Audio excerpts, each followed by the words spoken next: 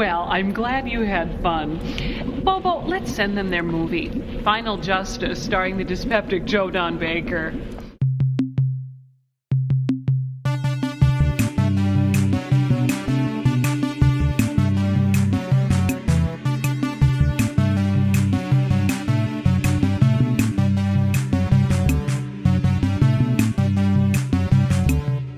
This time we watched Season 10, Episode 8, Final Justice. In which Joe Don Baker goes to Malta and, I don't know, shoots a bunch of people. It's great.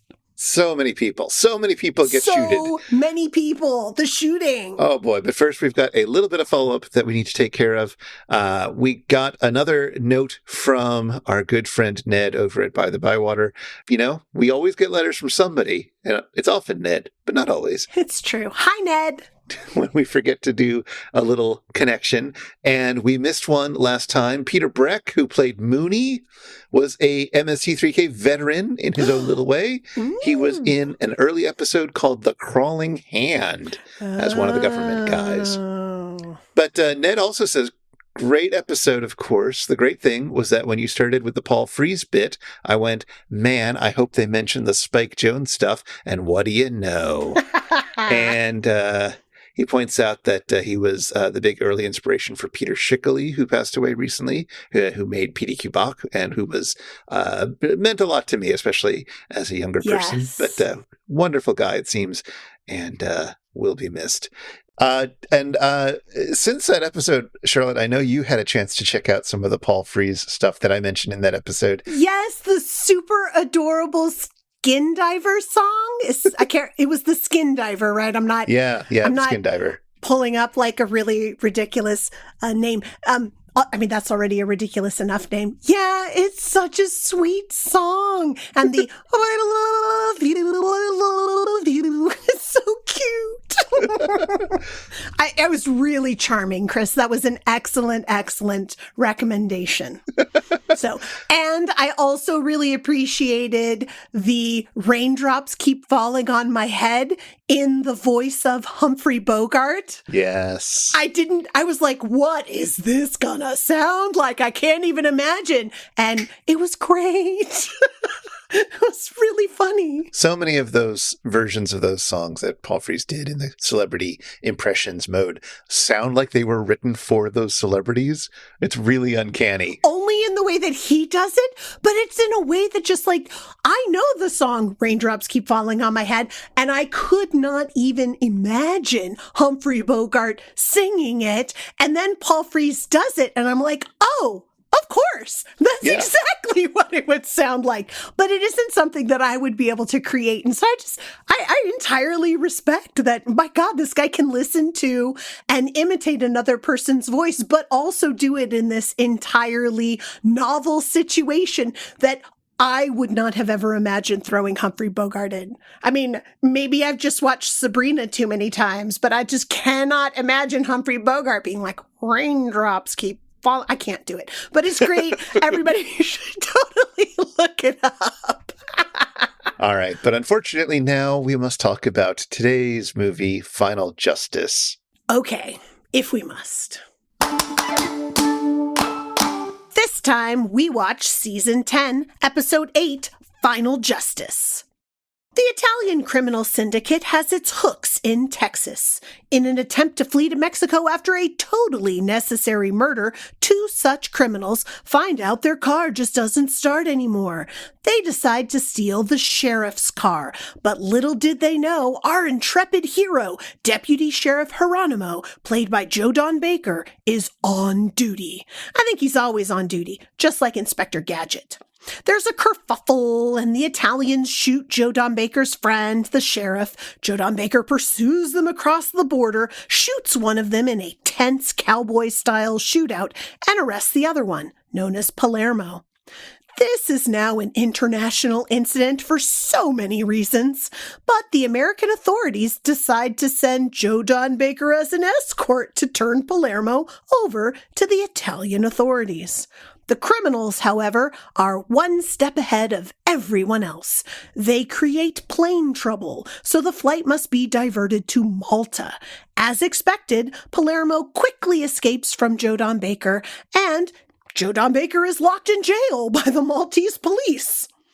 Maltese Police Superintendent Mifsud releases our Texas lawman who's ordered to return to the States on the first available flight. He goes to the hotel, is met by beautiful Maltese police officer Maria, and she shows Joe Don Baker around. It's Carnival, so there's a big crowd everywhere and a parade and everything. Joe Don Baker looks for Palermo, picks a fight with criminals at a local dive bar / strip club, or shoots them at a local temple and is thrown back in jail. Superintendent Mifsud releases him, expresses his disappointment, and sends him back to the hotel. But Joe Don Baker heads out again to look for Palermo. Look, this sequence of events happens a few times. Joe Don Baker's in jail, he gets released and sent to the hotel, but he heads out to find Palermo, shoots someone, and is thrown back in jail, only to be released and start the cycle over again. At least until Palermo finally captures Joe Don Baker and brings him back to the criminal syndicate's headquarters to kill him slowly.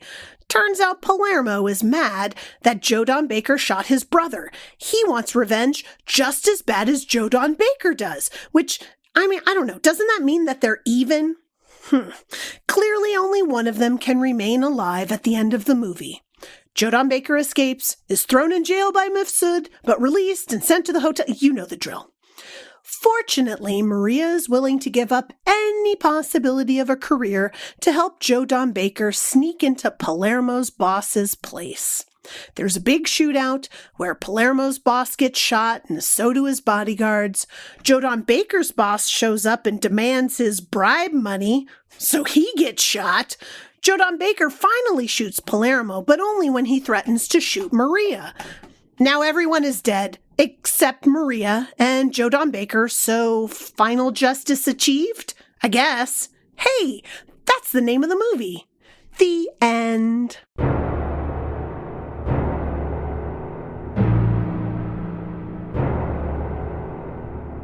Meanwhile, on the Satellite of Love, you remember that Robert Palmer song, I Didn't Mean to Turn You On?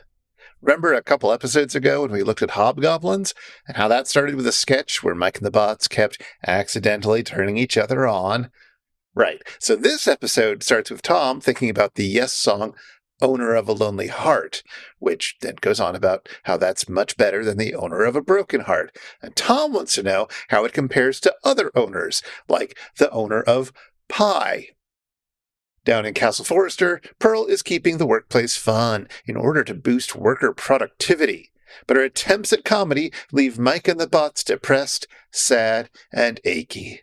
The movie occasionally reuses the same shot, and this inspires a technically fun sketch. There's a shot where Mike trips and falls while Tom is talking to Pearl in the camera, and Pearl says something, and we cut back to the same shot of Mike tripping, only now Tom is saying something different. And this repeats as Pearl gets more and more flustered about this repeated footage. Technically fun.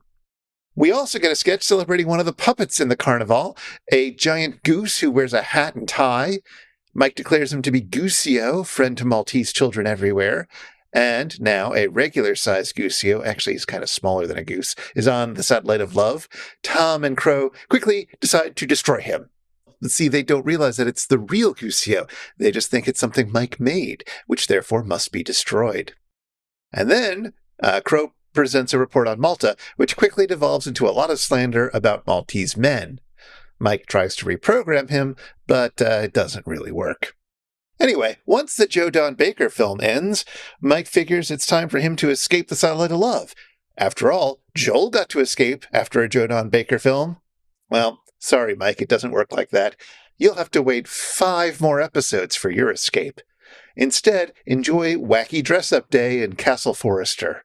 Pearl's wearing wacky mismatched colors. Bobo is dressed like Joe Don Baker. And Brain Guy's wearing a Leatherman outfit in the style of Tom of Finland, or that guy from the Village People. But he isn't wearing it for Wacky Dress-Up Day. He's just got a date tonight. What do you think, sirs?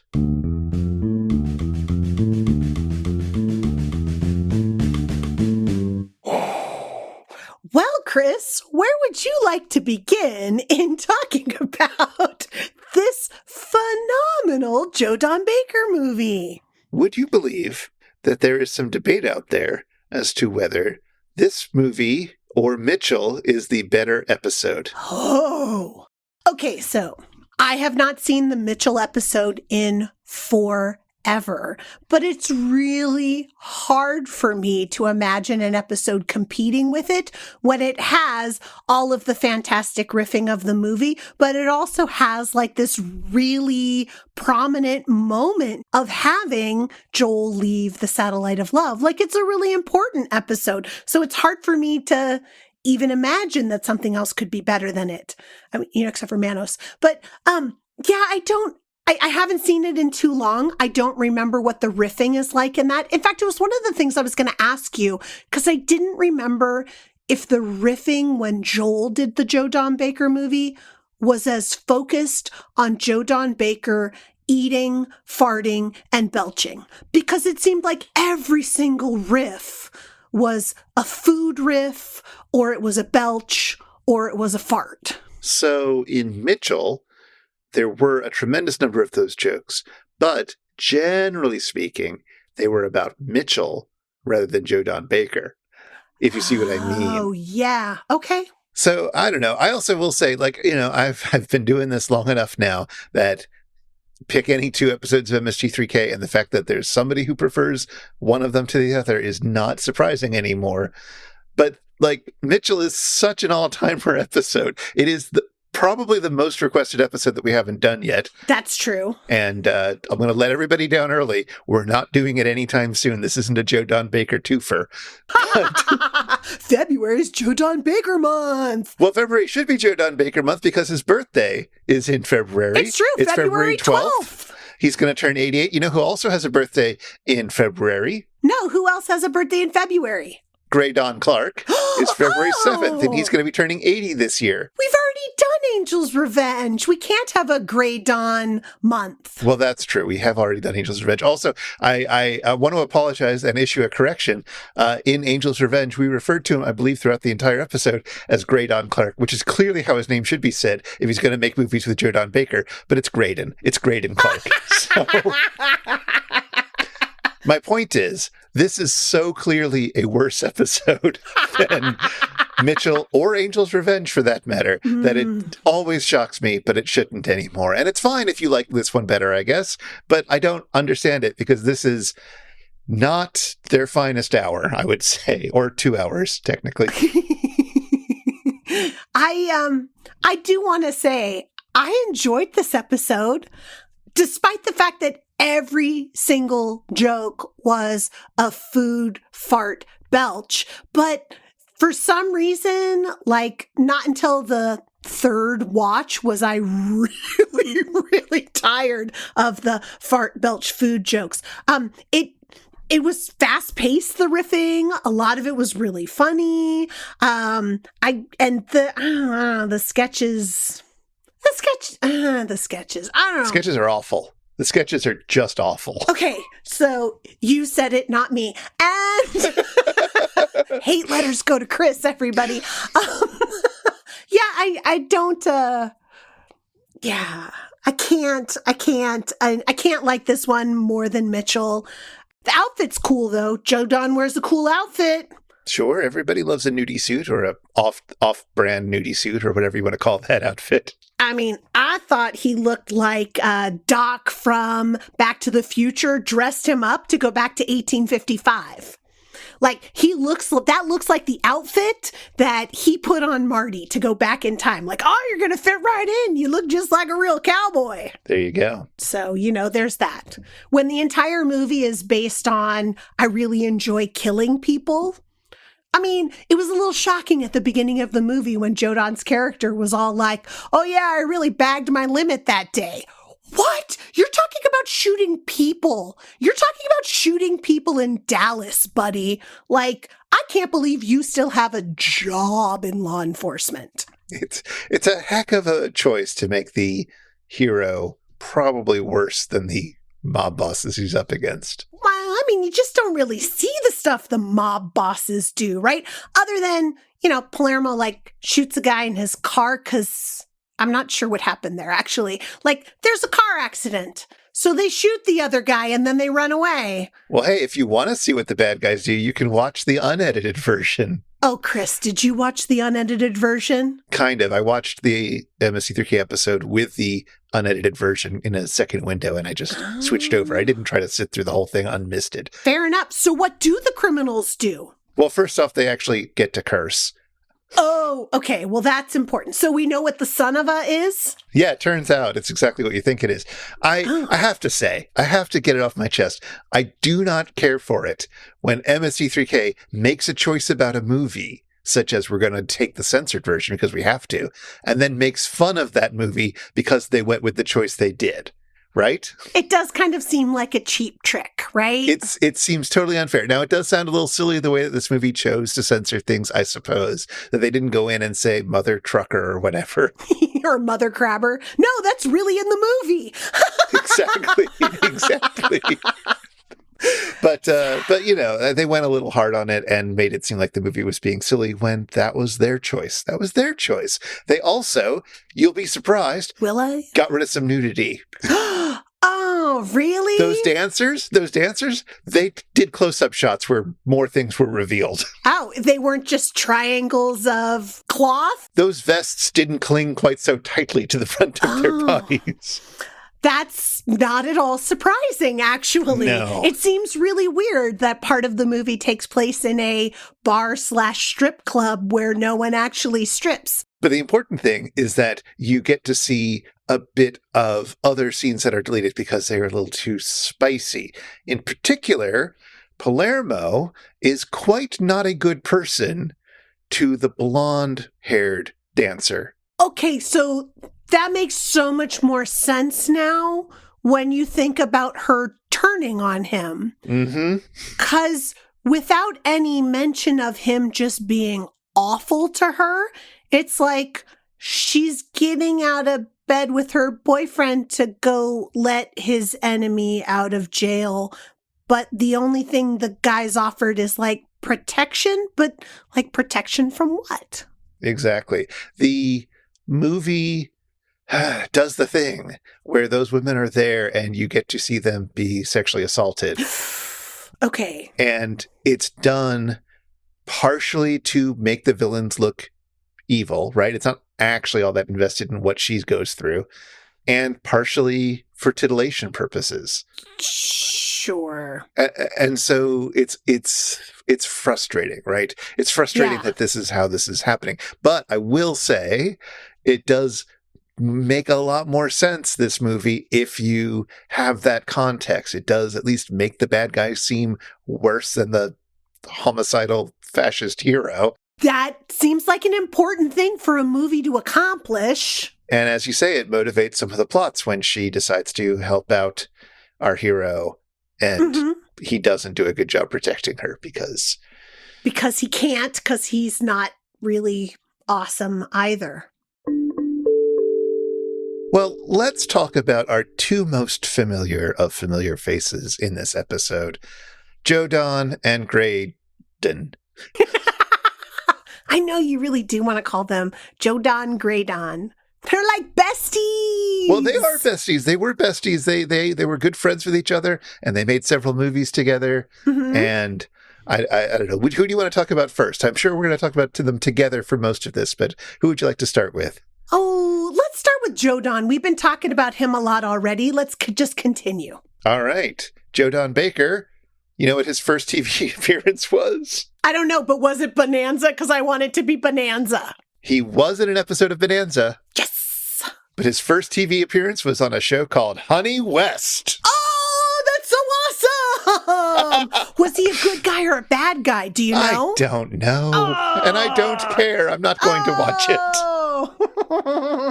Well, either way, it's not like he was the hard-hitting detective that was solving the crime. Like, that's Honey's job. Thank you. He had a bunch of small roles in films until he finally broke out in a movie called Walking Tall. Ooh. 1973. Have you ever seen it, Chris? Hell no.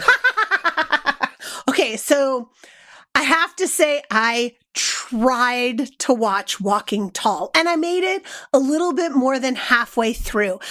Just in my defense, Walking Tall is not the kind of movie that's going to be my cup of tea. It's a serious movie.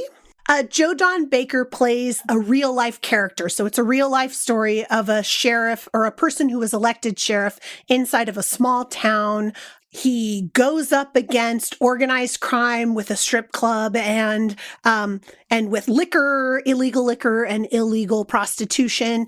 And they cut him up and he fights back and he tries to make the town a better place, but it comes at great cost. Apparently by the end of the movie, there is great cost to both him and his family to set the town right again. Apparently. Well, I didn't finish the movie, so I can't say for sure. But in the description of the movie, it does not sound like it ends well personally for the character that Joe Don is playing. But it is something where it ends up more positive for the community in general. Because the people who have this illegal gambling and prostitution and liquor establishment, like they're strong-arming everybody, and they've paid off the original sheriff and they pay off the judges and they have control of the town because they have these prominent positions. And Joe Don comes in and he takes over the sheriff's position and he, essentially makes the judge unable to do whatever he wants. And he has some good press behind him through some larger papers inside of Nashville and stuff. But it all catches up with him because it's very hard to go up against a large crime syndicate. Yeah. I that's why I don't.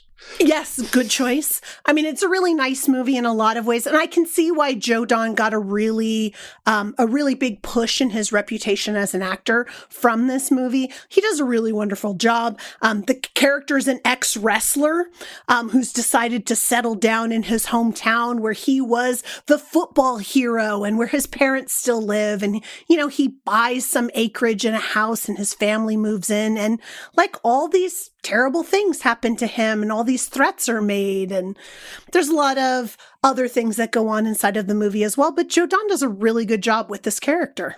They made 2 sequels to Walking Tall with a different guy, not Joe Don Baker, with Bo Svensson, and they were not nearly as popular. But then in 2004, they remade this movie with Dwayne "The Rock" Johnson. Okay. I unconditionally love Dwayne "The Rock" Johnson. And I still didn't watch The Walking Tall with him in it. However, like the character's an ex-wrestler who comes back to his hometown, right? Makes good as the prodigal son returning. I can totally see The Rock doing a great job with that role. Sure. He's not a wrestler in this version. He's a soldier, but, same fair idea. enough. Same idea. They also made 2 sequels to that Walking Tall that didn't have The Rock in them, but instead had Kevin Sorbo, which is definitely not the same juice. Oh, that is a very different vibe right there. Like, you can't just throw Hercules into any movie. Yeah, I wouldn't put him in any movie. No, it's true. No, it's true, yeah. Well, we'll come back to Joe Don in a second. Let's look at Greydon for a bit. Okay. So Greydon got to start working with a guy named Al Adamson, who was directing a movie called Hell's Bloody Devils from 1970. Can you guess what that's about? That sounds exciting. I think it's about Little Red Riding Hood. And no, I have no idea. It sounds like a horror movie. It's a biker movie. We went over this. It's a biker movie. Biker horror movie? Or just biker? No, it's a undercover crime thing with bikers and yada, yada, yada. I don't know. It's Point Break with bikers instead of surfers? Probably not. Let's move on. You tell me. I don't know. So it's a biker movie. But one of the fun things about this is all the other people he was working with on the film. Actually, Greydon was a volunteer lackey. He was just trying to get his foot in the industry. Oh. He was helping out and doing odd jobs for Al Adamson. He ends up getting a line in the film, which is very exciting for him. He got a SAG Nice. card from it. Nice. And apparently, at least according to Greydon, Al Adamson was not the most director. Oh. Maybe he was not Paul Frees levels of inactivity as in the director's chair, but he still didn't do very much. So Greydon kept taking on more and more responsibility over it. Uh-huh. And he even got to direct one of the actors a little tiny bit. It was a little cameo appearance, so it wasn't too much. But the actor was Colonel Sanders. Stop it. That's very cool. It is pretty cool. Also on that film, the production manager was John Bud Cardos. You know, the guy behind such films as Outlaw of Gore and The Day Time Ended, which we've covered in previous episodes. Well, that does sound exciting. Mm-hmm. And the director of photography was Laszlo Kovacs, who we've talked about and has since gone on to become like one of the most important cinematographers of the 20th century. But essentially, you're saying that Greydon worked with MST3K favorites all the time and higher caliber people? Yeah. He's got a lucky career then. He started off well. He started off well and it's all been downhill from there. Is that what you're suggesting? Well, I don't know. So a couple of years ago, he put out an autobiography where he goes over his life and it mostly goes over each of his films in order and what he can remember of them. And it's perfectly charming. If you're at all interested in low-budget filmmaking, the kind that shows up on MST3K, totally check it out. It's called On the Cheap, My Life in Low-Budget Filmmaking, and it's pretty charming. He comes off like some of these people do, especially once you start reading them and getting to know them, like an Ed Wood figure, where it's like, yeah, he's just out here trying to have a good time, trying to make some movies, hanging out with some of his friends, doing the best he can with limited budget and circumstances, trying to make a little scratch. You know, he's making movies because it's fun to do, and he gets to make a little money, and even if he has to shake it out of distributors and so forth. He loves all his films. He's proud of everything he's done. He is his own biggest booster, but it's all in a kind of a charming way. Yeah, okay. I don't know. All right. I totally recommend it. But he went and made a bunch of films, which were increasingly successful over the years, I suppose. One of which, of course, was a film called Angel's Brigade, which then got retitled into Angel's Revenge, which we've talked about at length elsewhere. Mm-hmm.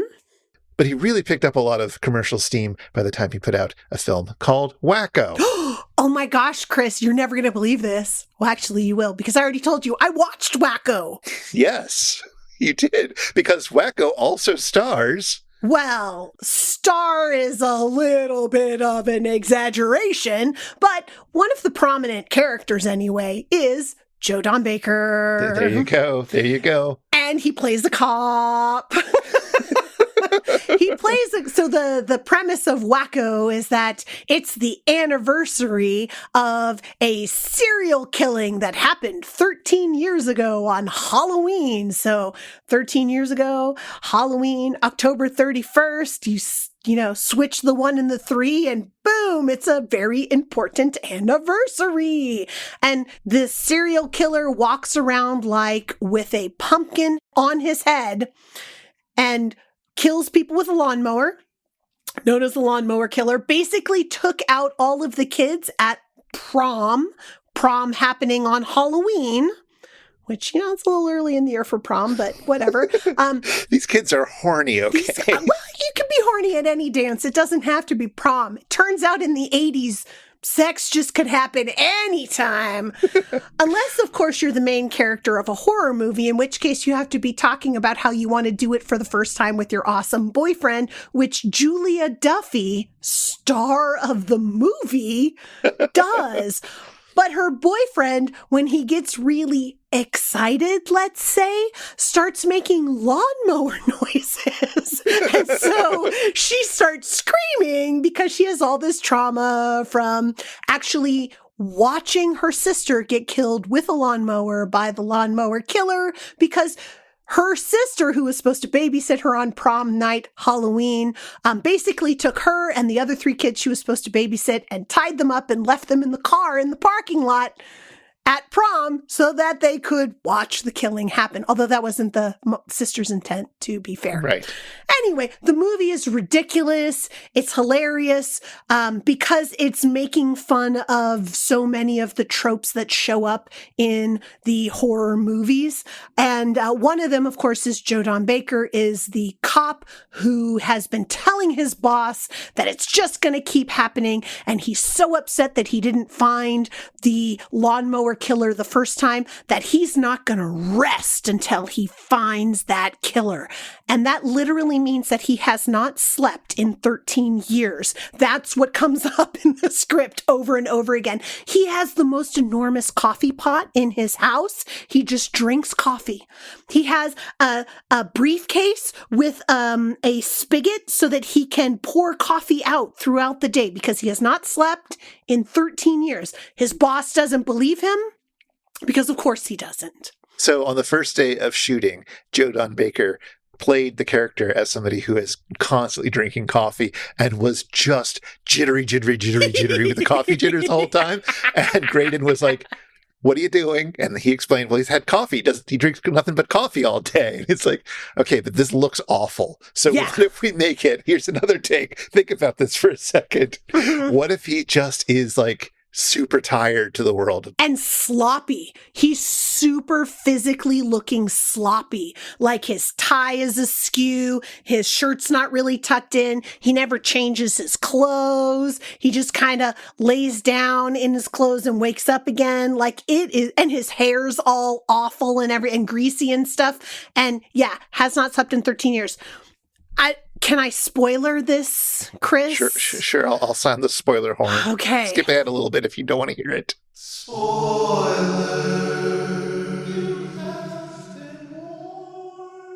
Joe Don Baker's the killer. Oh, what? This time around, Joe Don Baker is the killer because nobody would believe him it was going to happen a second time. So he goes to the dance and starts killing kids so he can be right.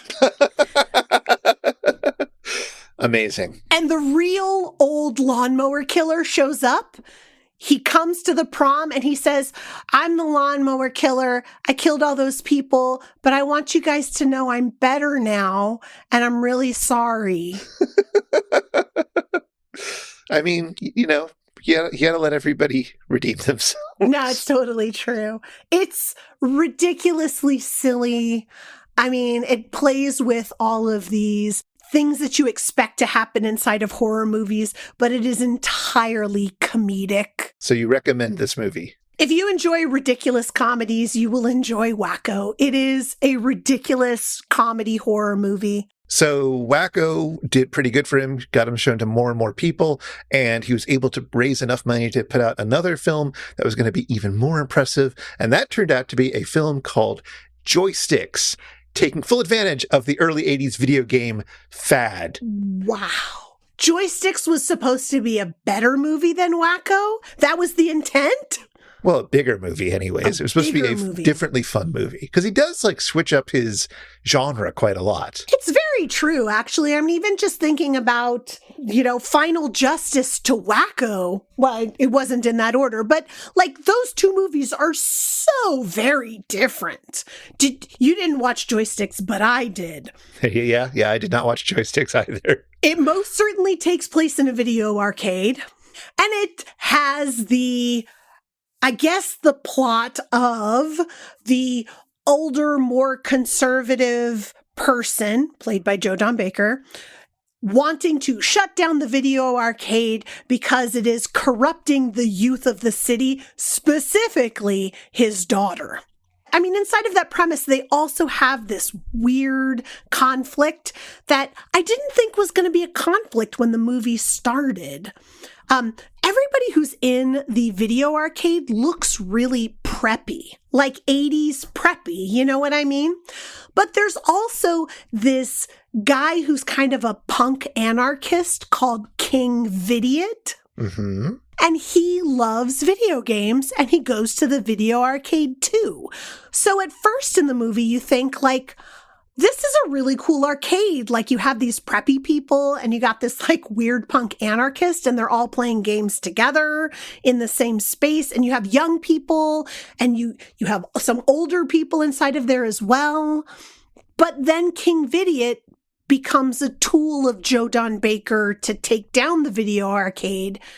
And it's just like, you just made me feel sad, because I thought this was an inclusive, wonderful video arcade where everybody was invited.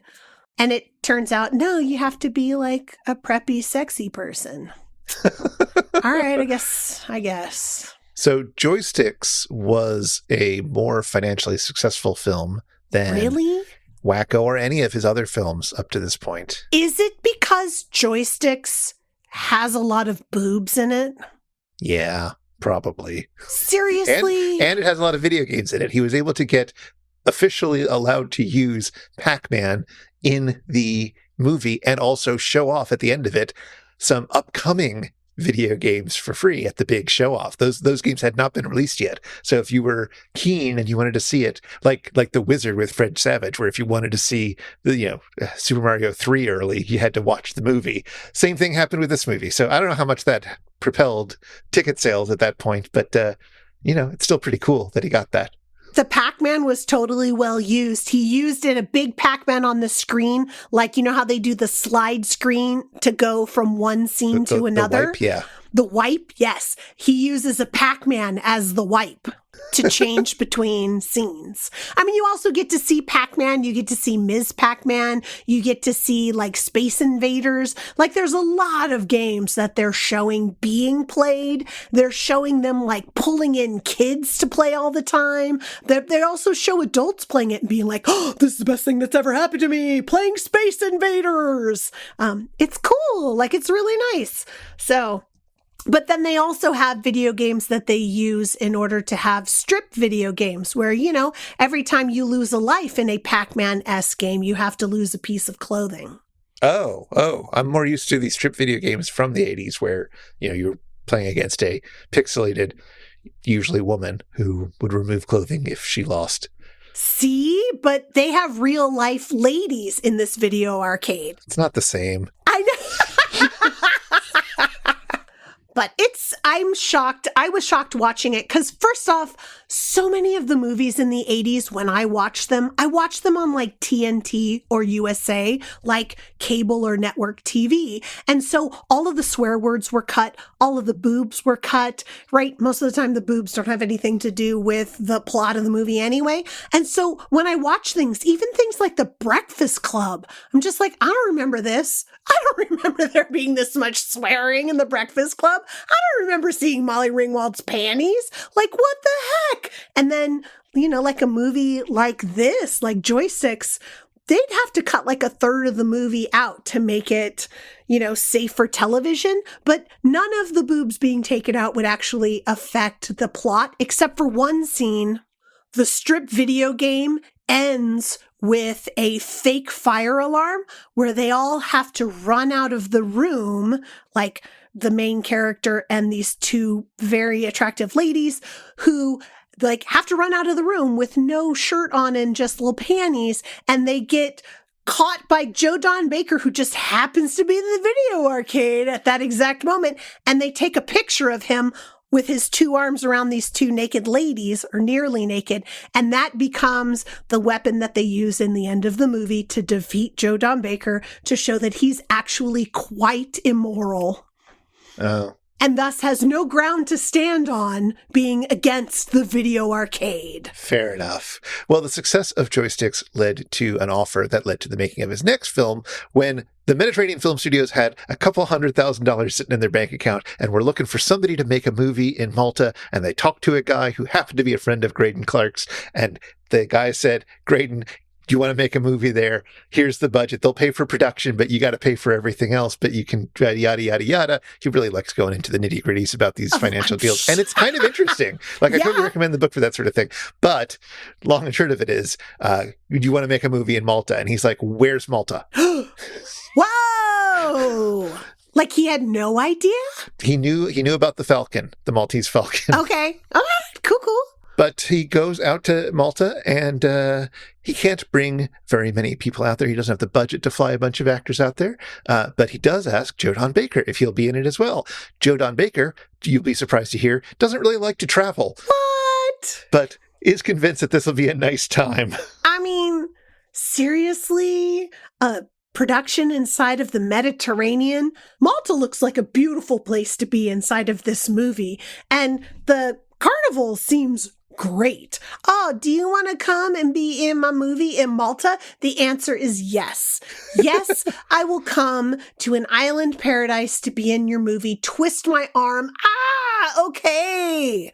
Seriously, he doesn't like to travel, but he went to Malta. That's good. That's good. Yeah, it's good. They made this film, and this film ended up on MST3K. And so we need to talk for a brief moment about Joe Don Baker and Mystery Science Theater 3000, because in theory, the relationship between the two is not necessarily the friendliest. Oh, is he one of the people who does not like the things that are, well, okay, fair. Because what the heck do they talk about with Joe Don Baker other than him being unattractive, being overweight, and they emphasize this with food, fart, and belching jokes all the time. I'm not sure that I would be particularly flattered by that kind of a treatment from MST3K either. Yes. In the Amazing Colossal Episode Guide entry for Mitchell, Kevin Murphy says, "We did a real number on Joe Don Baker in this show, and personally I don't regret a minute of it.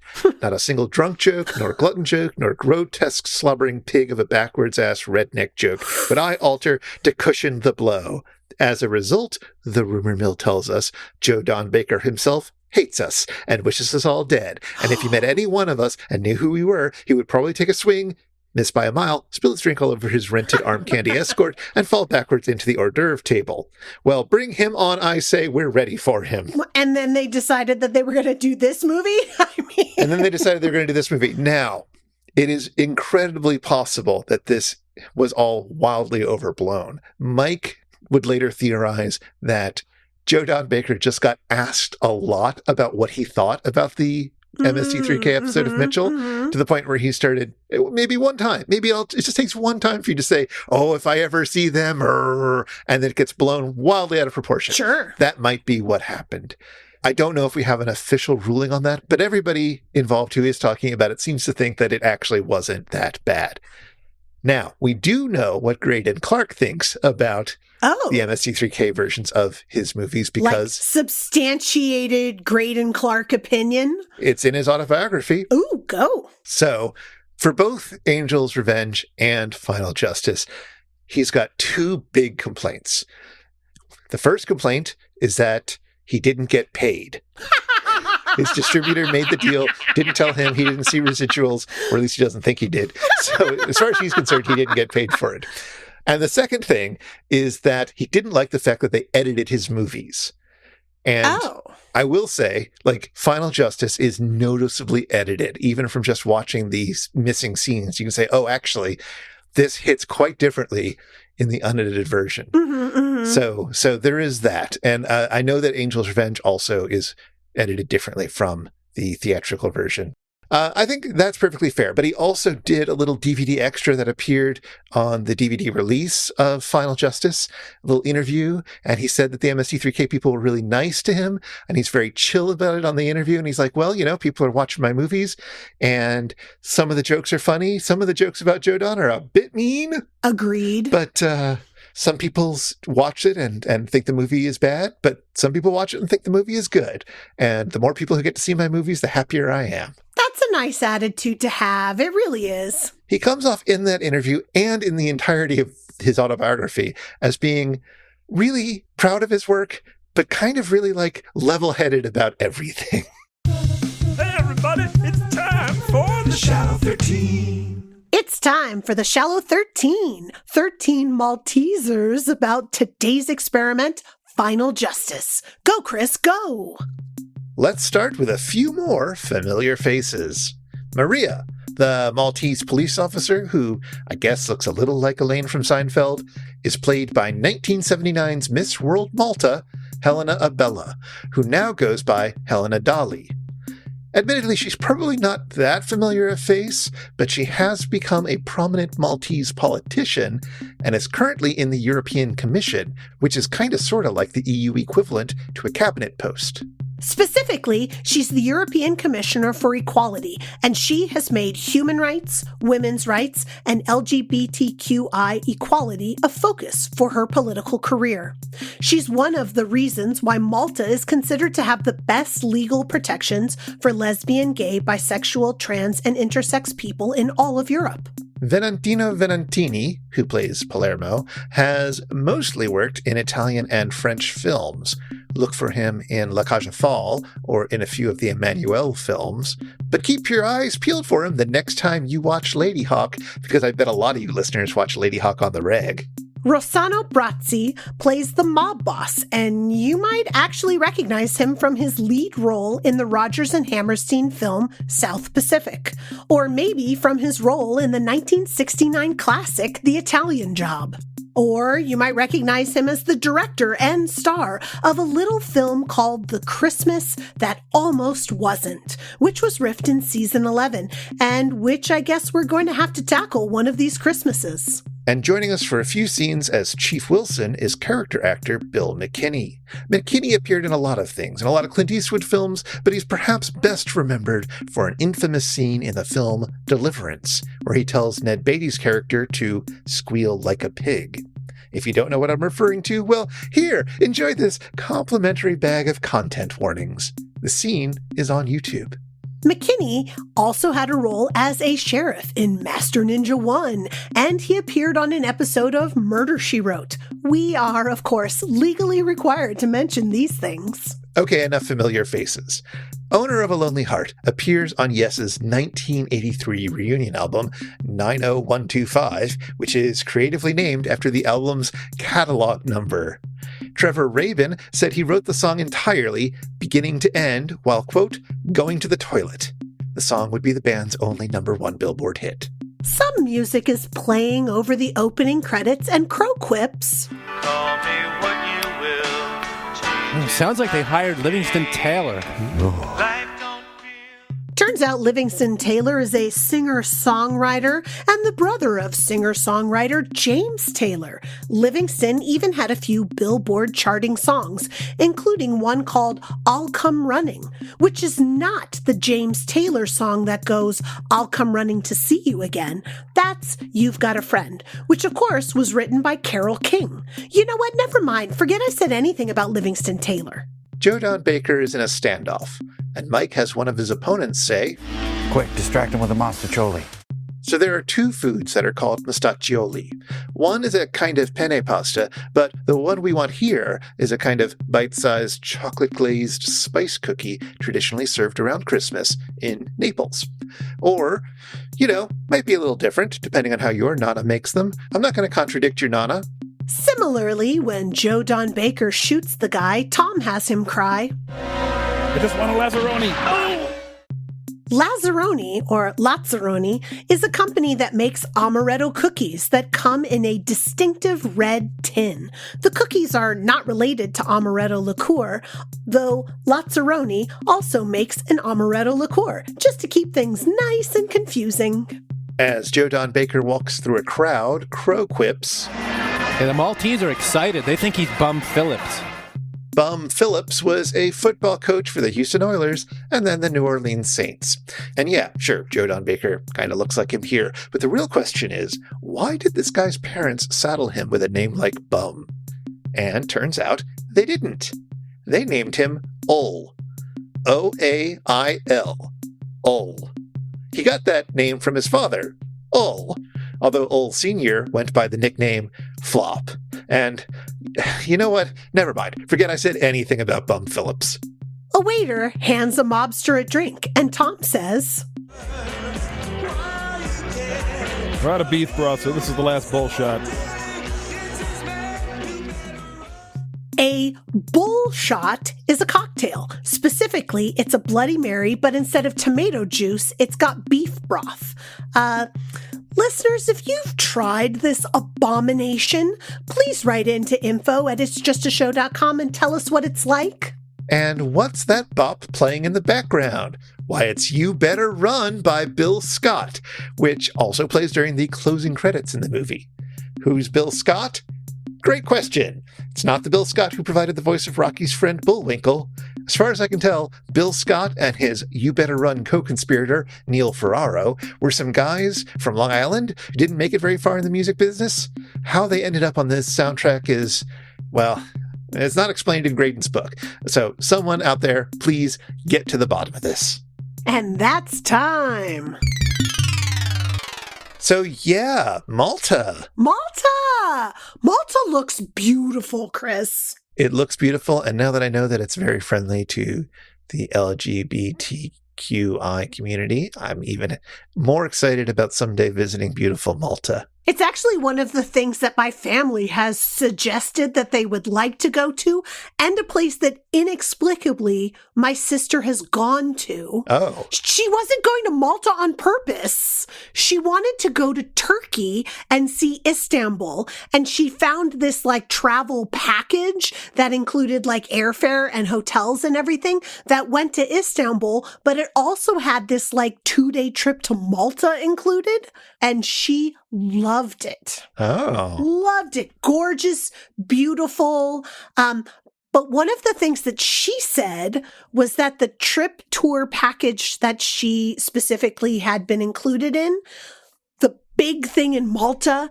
that everybody wanted to see, was a theme park around the set of Popeye from the early 80s with Robin Williams. And I'm like, what? People travel to Malta to do that? So they do. Well, it's a thing that you can do because that site, that little town, that little coastal town that they use in the film Popeye, was built for the film with the idea that it would become a tourist attraction afterwards, right? That was sort of, I guess, the whole idea behind Popeye Village. Yeah. and so they push it as like a tourist attraction, like you would Disney World, I guess. But it's Popeye World. I guess. I don't even know how Popeye themed it actually is.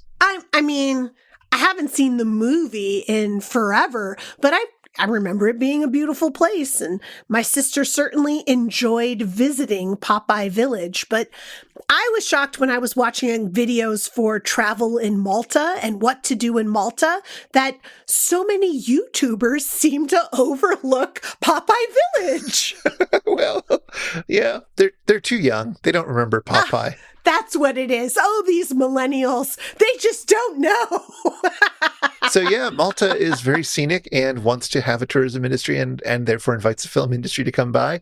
And I found a page on Air Malta's website that lists a bunch of the different films and the historic sites that you can go visit and see the place it was shot.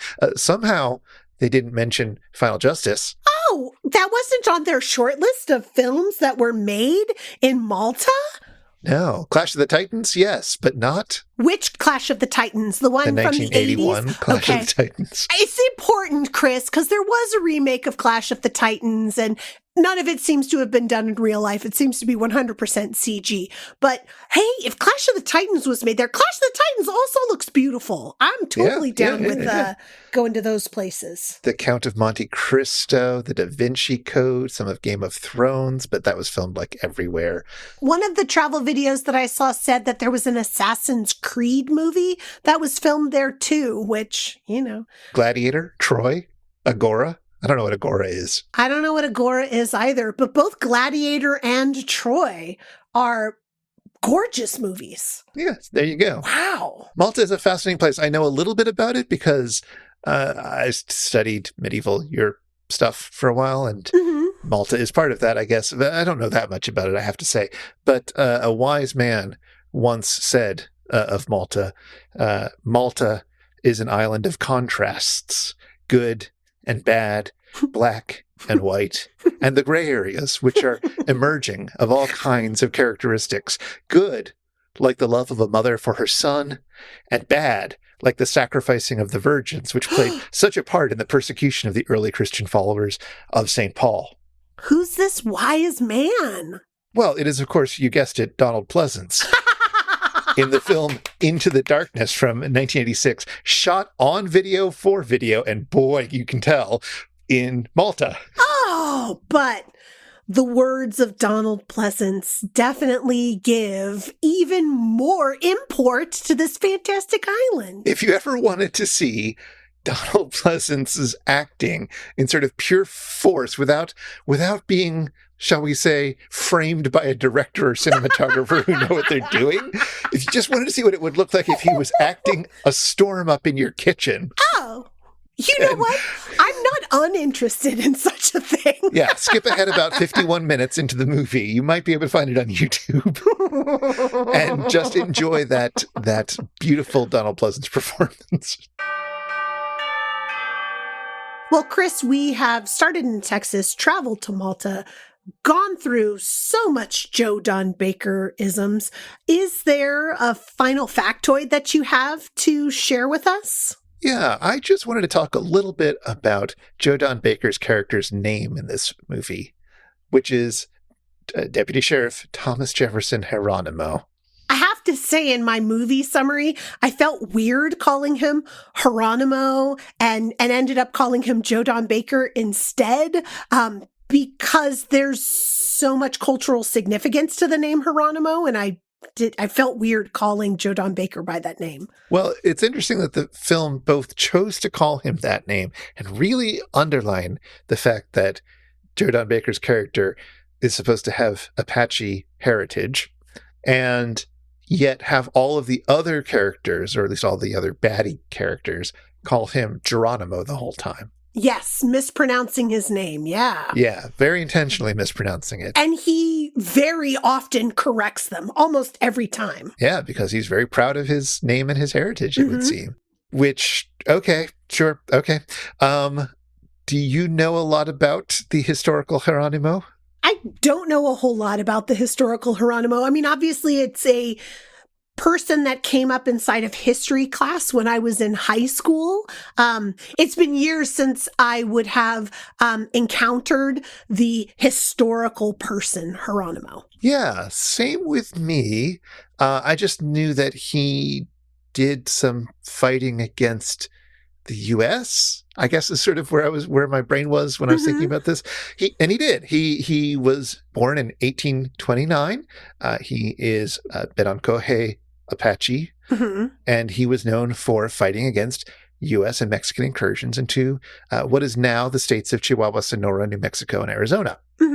And he was very successful in this. He led a lot of people. Well, he was very successful in this, in that these wars lasted for quite a while, and he led a lot of people, and he survived until 1909. Wow. So in a certain sense, he was very successful. But of course, ultimately, they did not win those wars. No. But he became famous even within the U.S. as somebody who was a very brave fighter. Right. And so that's how he's invoked. And that's one of the reasons why this character is named after him. Nice. Geronimo, of course, is just the Spanish name for Jerome. That blows my mind. I gotta sit on that for a little while. Jerome, huh? It's the name that Mexican soldiers gave to him. We think there's a lot of controversy around this, apparently, but some people say that they would cry out to Saint Jerome, Geronimo, like, help me. Maybe. His given name was Coyatle, or something like that. And his name now is mostly used by people like Tom Servo when they're jumping. Yeah. It seems wild to me that somebody who is directly fighting against the U.S. would be so aggressively adopted by U.S. military. But hey, ain't that America? I mean, that certainly is. My goodness. If you've been affected by the issues on this show, if you have any beloved tourist photos from your time in Malta, or if you'd like to ask us anything, get in touch with us. Our email is info@itsjustashow.com, and we'd always love to hear from you. And this show is made possible by listeners like you and like our randomly selected supporter, Patrick. Thank you, Patrick. For as little as $1 an episode, you too can be like Patrick. You can help us research and record this show. You can join us on a friendly Discord, and you can listen to all our superfan bonus bits. Find out more at itsjustashow.com/Patreon or patreon.com/itsjustashow.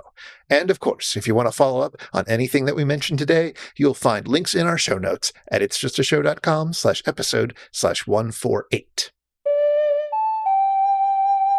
We know that this episode is 5 episodes from the departure of Mike. I know we haven't done that one yet, and it's not up next. But what is up next for us, Chris? Well, next we're going to dip into an era of the show that we haven't done in a little while when we look at season 11, episode 5, The Beast of Hollow Mountain. So this is the Netflix era of the return of Mystery Science Theater 3000, new host. He was just 5 episodes into his hosting. Aww, little baby Jonah. Little wee thing didn't even get his haircut yet. Ooh, we're rooting for you, little Jonah. But until then, revenge is a dish best served with laughter and giggles. oh, Kermie, take a look at my good stuff. Take it away, Theme Squad.